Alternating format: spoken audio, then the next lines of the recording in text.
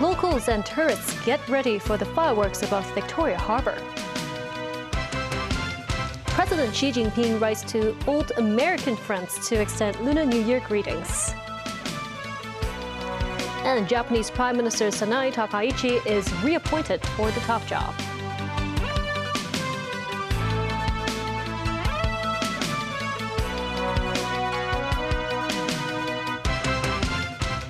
Good evening and thank you for joining us.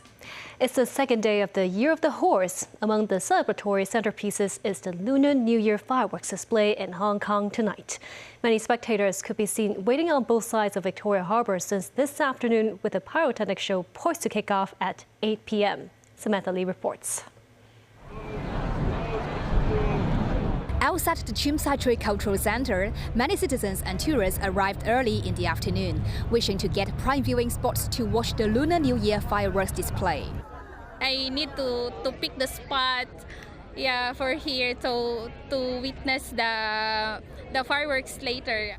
Police have been on standby for crowd control measures. Similar scenes on the promenade of the Tema Park on Hong Kong Island. This woman said she arrived at 2:30 p.m. and is looking forward to seeing the gold ingot motifs. Roads in Central, Wan Chai and Eastern District have been cordoned off since 6 p.m., while roads in Tsim Sha Tsui and the West Kowloon Cultural District have been off limits in phases from 5 p.m. The barges releasing the fireworks are already stationed at Victoria Harbour. The theme of this year's fireworks display is Prosperity Gallops Across Hong Kong, coordinated by the Culture, Sports and Tourism Bureau and sponsored by the Hong Kong Jockey Club.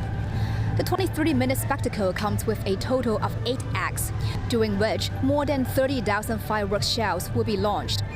A variety of Chinese New Year motifs, such as the number 8 and gold ingots, will be showcased. Using the iconic Victoria Harbour as a backdrop, tonight's firework will feature horse elements and auspicious symbols to welcome the Year of the Horse.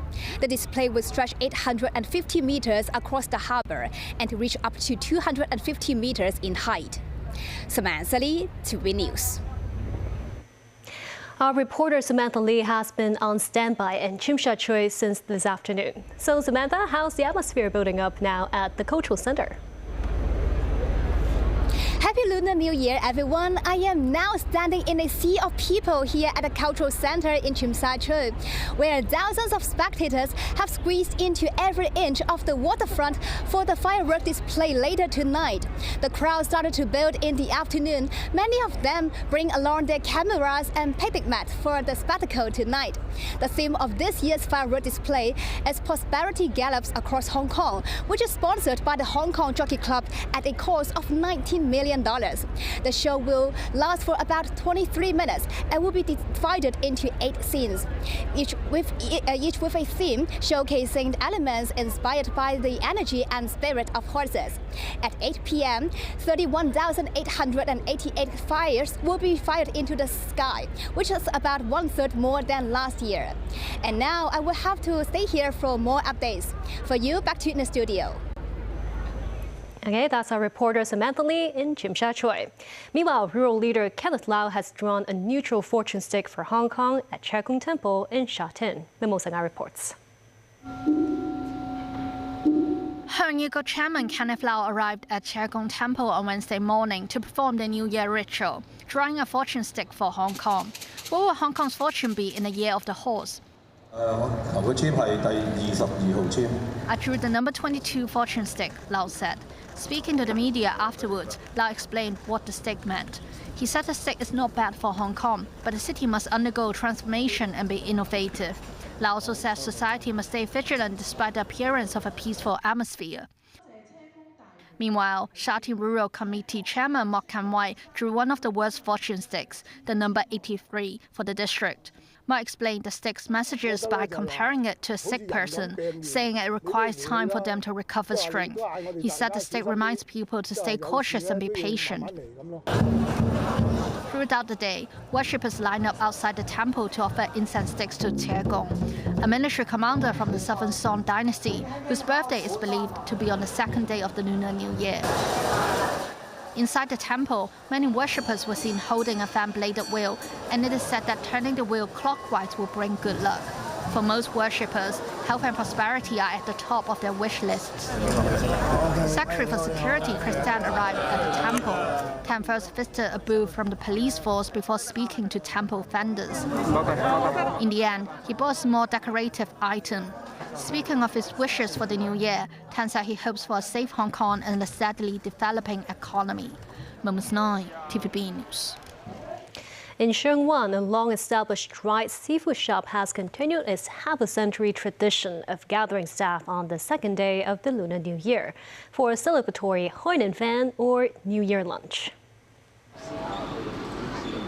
In the spirit of the Year of the Horse, the owner of this restaurant had been busy since the morning to personally prepare a hearty meal for his employees. Among the classic New Year dishes was braised dried oysters, a festive favorite symbolizing prosperity. Some other auspicious dishes, braised bamboo shoots with shrimp and pork, served as a reminder that businesses should stay sharp, as well as fried fish, symbolizing surplus in Chinese, and lotus root, which sounds like abundance every year in Chinese. The time-honored shop set up 2 banquet tables serving 9 dishes in total, as 9 signifies longevity and enduring prosperity in Chinese culture. The owner said the economic climate remains challenging, with business falling by more than 10% last year. Galloping into the Year of the Horse, his wish is simple: thriving business ahead. Leaders from around the world have delivered congratulatory messages to those who celebrate the Spring Festival, another name for the Lunar New Year. Mimosanga reports. May the Year of the Horse bring you happiness, prosperity and success. Happy Lunar New Year. Through a video, Australia's Prime Minister sent his New Year greetings. In Mandarin, Russia's Foreign Minister spokesperson wished all those celebrating the festival a lucky and smooth year ahead. U.S. Secretary of State Marco Rubio said in a statement that the Spring Festival is a time for families and friends to gather, reflect on the past, and look forward with hope and determination to the opportunities in the year ahead. He ended the statement by wishing people health, happiness, and success in the new year. Singapore's Prime Minister said the horse represents movement and change in the Chinese zodiac. But the fire horse also symbolizes resilience and the strength of spirit. I wish everyone a happy Chinese New Year and a year filled with good health, peace and prosperity. Meanwhile, in a post featuring the background music, Gong Si Fa Cai, Malaysian Prime Minister Anwar Ibrahim wished all Malaysians happiness, health and prosperity. Moments 9, TVB News. President Xi Jinping wrote to some of his American friends to extend Lunar New Year greetings. Xi was replying to a letter from friends in Iowa. Xi said he visited Iowa 41 years ago and received a warm welcome, memories of which remain vivid. In 1985, Xi was working in Hebei province, led a delegation to Iowa. The director of the Iowa Friendship Committee wrote to Xi earlier, extending New Year greetings. In his reply letter, Xi Jinping said the hope for Sino-U.S. relations lies in the people of the two countries. Japanese Prime Minister Sanae Takaichi was reappointed by Parliament to form her second cabinet. Danny Rao has details. Japanese Prime Minister Sanae Takaichi was reappointed by Parliament to form her second cabinet. All previous ministers are expected to be retained. Takaichi will look to use the symbolism of the day seen as a formality to further boost her ruling Liberal Democratic Party. This as it looks to capitalize on a two-thirds supermajority in the lower house, the more powerful of Japan's two parliamentary chambers. Having two-thirds control of the 465-seat lower house allows Takaichi's party to dominate top posts in House committees and push through bills rejected by the upper house, the chamber where the LDP-led ruling coalition lacks a majority. Takaichi wants to bolster Japan's military capability and arms sales, as well as tighten immigration policies.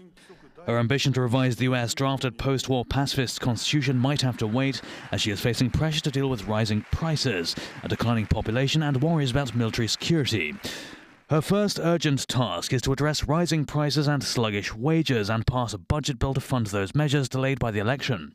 Takaichi has proposed a 2-year sales tax cut on food products to ease household living costs.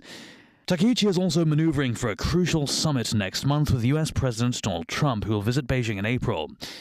The US president endorsed Takaichi ahead of the Japanese election. Analysts say Takaichi's hawkish stance towards China is likely to continue. Darrell, TV News. And still ahead, tributes for U.S. civil rights leader Jesse Jackson, who died at the age of 84. Philippine Vice President Sara Duterte will run for the presidency. And a look at how the Jockey Club trains top horses.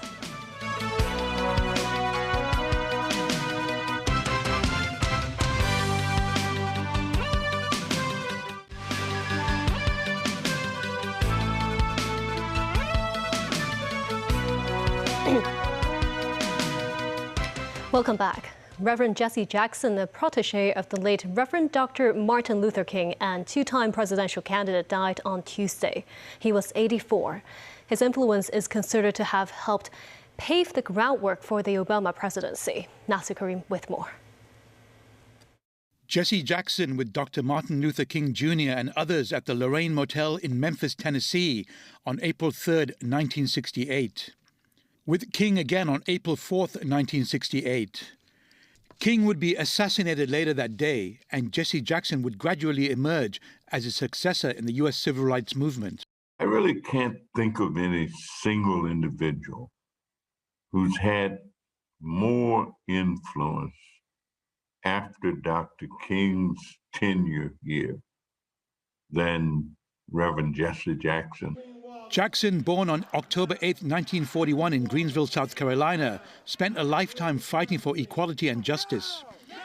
He is seen here in January 2015 marching to protest the death of Dontre Hamilton by police in Milwaukee. Dr. King would be so proud of you today.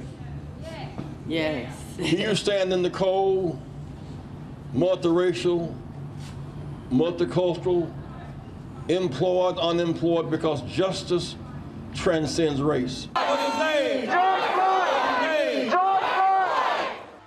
Despite profound health challenges in his final years, including a rare brain disorder that affected his ability to move and speak, Jackson continued protesting against racial injustice into the era of the Black Lives Matter. He was twice a Democratic candidate for the presidential election. Only time that we win is when we come together. It's hard to imagine how we could have come as far as we have without the creative power, the keen intellect, the loving heart, and the relentless passion of Jesse Louis Jackson. In August 2000, then-President Bill Clinton gave Jackson the Presidential Medal of Freedom, America's highest civilian honor. When Barack Obama won the 2008 election to become the first ever black president of the United States, Jackson shed tears as if a lifetime's work bore fruit. His status in the U.S. meant he mingled with high-profile leaders from around the world, including South Africa's Nelson Mandela and Cuba's Fidel Castro. In July 2013, he was invited by the United Nations to speak on Nelson Mandela Day. In February 2015, Jackson revisited the Lorraine Motel where King was killed. It was King who had a dream, and it was his disciple Jesse Jackson who fought for that dream, and in many ways lived it. Nazri Karim, TVB News. U.S. President Donald Trump paid tribute to Jesse Jackson, calling him a force of nature. Nasir Karim has more.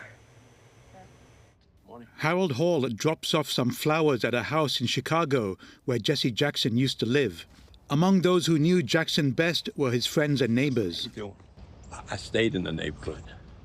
Reverend Jackson was one of the ones that would come out and shoot ball and try to change the minds of many of our young folk. And in many instances, it happened and worked. A memorial was set up in the city. U.S. President Donald Trump, posting on social media, described Jackson as a force of nature like few others before him and sent condolences to his family. United Nations Secretary General Antonio Guterres led the tributes. The Reverend Jackson lent his powerful voice to the UN's work against racism, against apartheid, and for human rights, including taking part in a number of events here at UN headquarters. The Secretary General extends his deepest condolences to his families, his loved ones, his friends, as well as the government and the people of the United States. Fellow civil rights campaigner and close friend, the Reverend Al Sharpton, was 13 years old when he first met Jackson. Jesse Jackson changed American politics. Jesse Jackson changed the civil rights movement. He was a consequential and transformative figure. I'm not talking about somebody that just is some removed figure in history. He literally changed American politics, New York politics, and kept the civil rights movement going, and then raised some of us that have been in the forefront. We did George Floyd. He was right there in the church with us when I did the eulogy. He was there with us with Trayvon Martin. He never stopped. He opened my eyes that we could make a difference. We could make change, that we could not be cynical. Nazvi Karim, TVB News. Philippine Vice President Sara Duterte announced her bid to seek the presidency in the 2028 elections. She is the daughter of former President Rodrigo Duterte. That's amid new impeachment attempts in Congress and criminal complaints that could ban her from public office if convicted. In a live televised speech, she renewed allegations of corruption and misrule against President Ferdinand Marcos Jr. They were running mates in the Whirlwind Alliance in the 2022 election, but have since had a bitter falling out. Governor of California Gavin Newsom signed an energy deal with British Energy Secretary Ed Miliband, prompting criticism from U.S. President Donald Trump. Danny Rao tells us more. US President Donald Trump denounced a clean energy agreement between the United Kingdom and Governor of California Gavin Newsom. The agreement Newsom signed with British Energy Secretary Ed Miliband pledged cooperation on clean energy technologies such as offshore wind and aims to expand access for UK firms to California's market. But Trump said it was inappropriate for Britain to be dealing with a Democratic governor. Trump branded Newsom a loser, saying his environmental work is a disaster. Trump also slammed Newsom and US Congresswoman Alexandria Ocasio-Cortez for their comments at the Munich Security Conference. Newsom argued investments in alternative energy has a multiplier effect for GDP, contrary to Trump's framing that cleaner energy policy costs too much, while calling on countries, corporations and people to buck up against the US president. Ocasio-Cortez discussed the rise of populism and the shifting role of the US in the world. I watched AOC answering questions in Munich.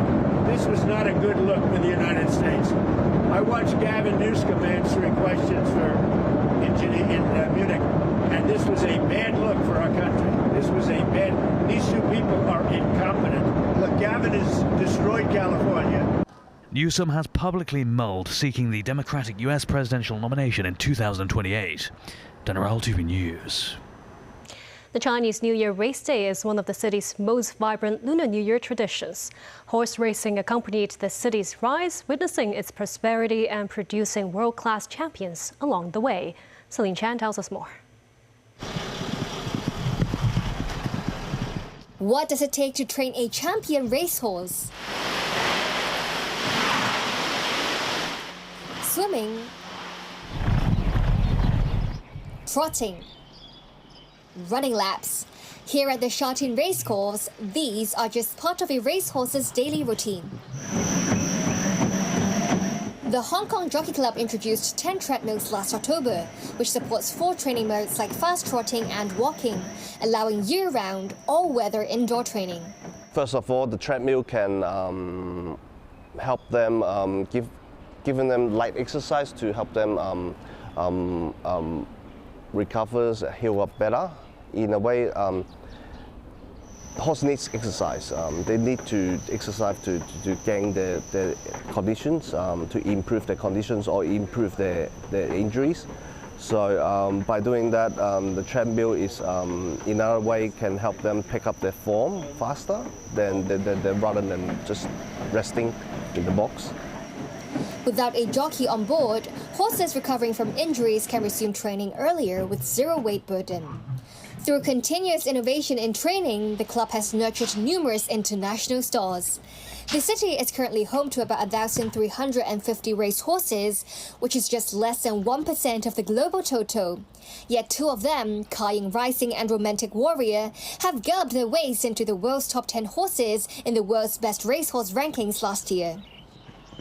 The Jockey Club is always committed to invest in technology so as to improve our training facilities and enhance our horses' welfare and performance. So what we are looking at the moment is trying to leverage AI technology to see how we can monitor the horses' health condition better in the stables. The Jockey Club said it will continue to invest in high-quality stabling and training facilities, including the renovation project of the Sha Tin stable, which is currently in full swing.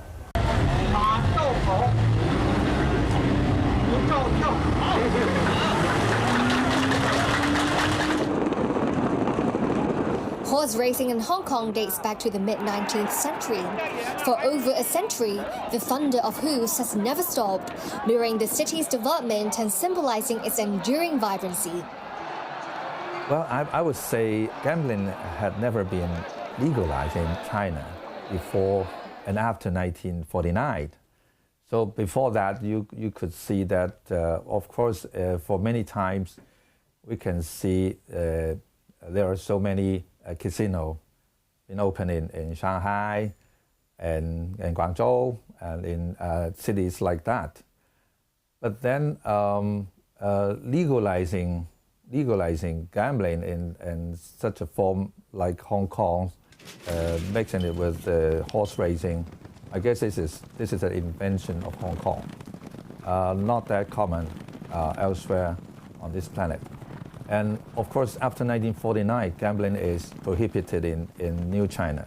But then Hong Kong, people in Hong Kong, they were allowed to gamble on this horse racing, which was permitted by the government. So it is quite a huge difference between the two places. Last season alone, total racing wagering turnover exceeded 138.8 billion, contributing over 12.88 billion in betting duty. Celine Chan, TVB News.